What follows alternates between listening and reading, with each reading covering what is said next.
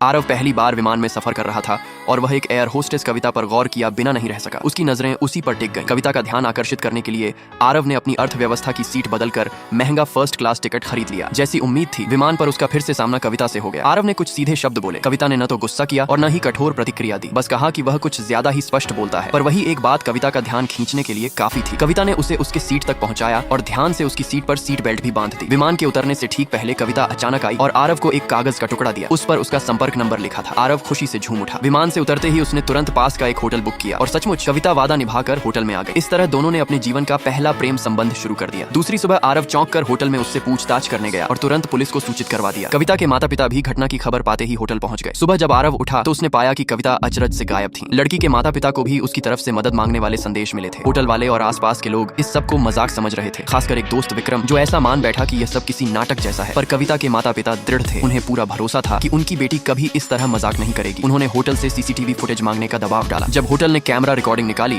तो उसमें सब कुछ भयानक तरीके से दिखाई दिया। कविता की हत्या हो चुकी थी और जो व्यक्ति उसे मारते हुए दिखाई दे रहा था वह आरव ही था। यह देखकर आरव का माथा ठनका। वह समझ नहीं पा रहा था कि किसने उसे फंसाया। तभी कविता की माँ आग बबूला होकर उस पर हमला कर देती है और आरव पर छुरा चल जाता है। आरव तब तक समझ पाता कि उसे किसने जाल में फंसाया कि अचानक वह अजीब तरह से पिछले जीवन की तरह, या कहें तो विमान उड़ने से ठीक 5 मिनट पहले वापस आ गया। अब आरव ठान लेता है कि इस बार वह किसी भी हद तक जाकर भी अपनी बेगुनाही साबित करेगा और उसे फंसाने वाले असली कातिल को ढूंढेगा। तेजी से काम करने के लिए उसने विमान में ही कविता का नंबर मिलाया। जब वे होटल पहुंचे तो आरव ने कविता को पिछली जिंदगी की बातें बताई, पर कविता उसे मजाक समझती है क्योंकि आरव का कोई दुश्मन भी नहीं था और न ही किसी को उसके मरने की चाह थी। आरव ने कविता को यह कहकर चौंका दिया कि उसके चेहरे पर एक लाल तिल